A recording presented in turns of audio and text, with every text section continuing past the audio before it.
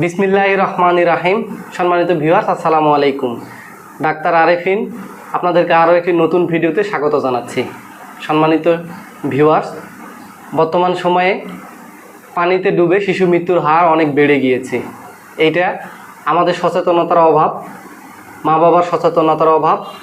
তারপরেও আমাদেরকে সতর্ক হতে হবে। কোনো বাচ্চা যদি পানিতে ডুবে যায়, আমাদের অনেক কুসংস্কার আমাদের মধ্যে কাজ করে।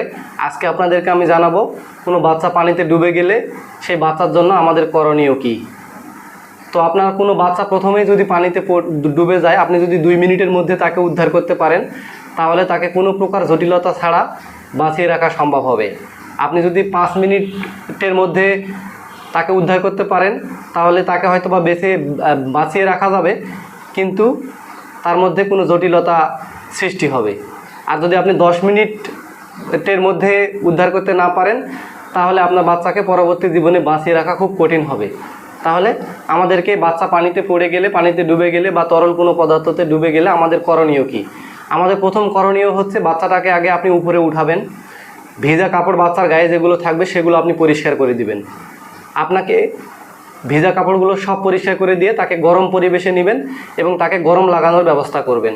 তারপরে আপনাকে প্রথম যেটা দেখতে হবে সেটা হচ্ছে যে বাচ্চা নিঃশ্বাস নিচ্ছে কিনা, বাচ্চার শ্বাস প্রশ্বাস চলছে কিনা। কারণ বাচ্চা পানির মধ্যে থাকলে অক্সিজেনের ঘাটতি হয়, শ্বাস প্রশ্বাস বন্ধ হয়ে যায়। আমাদেরকে আগে প্রথমেই দেখতে হবে তার শ্বাস প্রশ্বাস চলছে কিনা।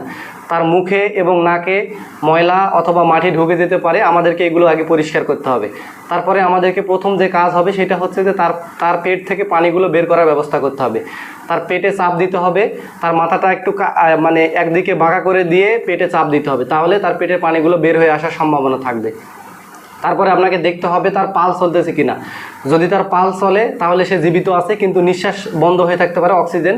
এই জন্য আপনাকে দেখতে হবে তার পালস চলতেছে কিনা। যদি পালস চলে তাহলে আপনাকে কি করতে হবে, আপনাকে সিপিআর দিতে হবে। সেই সিপিআর আপনি কিভাবে দিবেন? আপনাকে 2 হাতের উপরে, এক হাতের উপরে আরেক হাত দিয়ে একদম বুকের উপরে ঠিক মাঝখানে এই জায়গাতে 30 বার আপনি জোরে চাপ দিবেন। 30 বার আপনি জোরে চাপ দিবেন, 30 বার এভাবে জোরে চাপ দিবেন।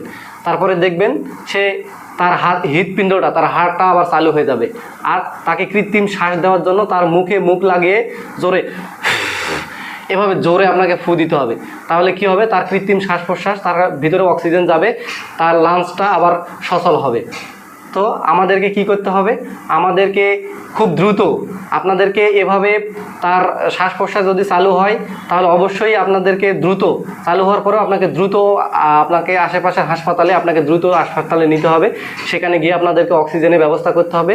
কিন্তু আমাদের এলাকায় এবং বিভিন্ন এলাকায়, আমাদের বাংলাদেশে অনেক কুসংস্কার আছে যে বাচ্চাকে মাথায় তুলে ঘোরানো, বাচ্চাকে মাথায় তুলে লাফানো, ঘোরানো, এইগুলা আসলে কুসংস্কার। এইগুলা দিয়ে আপনি সময় নষ্ট করছেন, আপনার বাচ্চাটার জীবন নষ্ট করছেন।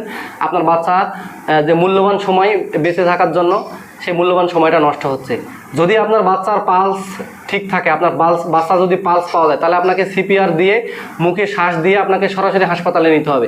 যদি 30 বার এভাবে সিপিআর বুকের উপরে, একদম বুকের মাঝখানে এভাবে একটা হাতের উপরে এভাবে জোরে চাপ দিতে হবে, তার হার্টটা যেন আবার চালু হয়, তার হৃৎপিণ্ডটা যেন আবার চালু হয়। হৃৎপিণ্ডটা চালু হওয়ার সাথে সাথে আপনাকে অবশ্যই হাসপাতালে নিতে হবে খুব দ্রুত। আপনি সময় নষ্ট করবেন না। কোনো প্রকার বাচ্চাকে আগের যুগে দেখছি লবণ দিয়ে ঢেকে রাখে, আবার এই সেই করে, এগুলা কুসংস্কার, এগুলো করবেন না। বাচ্চাকে মাথার উপর তুলে ঘুরানো, এগুলো করবেন না।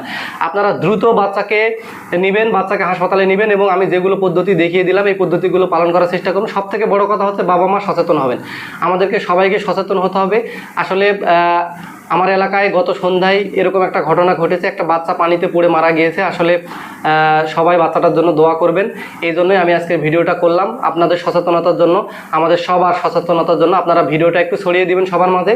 আসলে আমাদের মধ্যে সচেতনতা দরকার। আমাদের মধ্যে কুসংস্কার অনেক ছড়িয়ে পড়েছে, আমাদের মধ্যে কুসংস্কার বাদ দিয়ে সচেতনতা দরকার। আমরা সচেতন হব, আমরা সব নিয়মগুলো যেগুলো পানিতে পড়বে সবাই, এটা আমাদের সবার জানা উচিত। শুধু ডাক্তার বা শুধু শিক্ষিত লোক জানবে এটা না, এটা সবার জানা উচিত। কারণ কে কখন এটা সম্মুখীন হবে কেউ বলতে পারবে না। এটা আপনাদের সবাইকে ছড়িয়ে দিবেন, সবার মাঝে ভিডিওটা শেয়ার করে দিবেন এবং আমার পাশে থাকবেন। এরকম আরও গুরুত্বপূর্ণ ভিডিও আপনাদের মাঝে শেয়ার করব। সম্মানিত ভিউয়ার্স, আসসালামু আলাইকুম সবাইকে।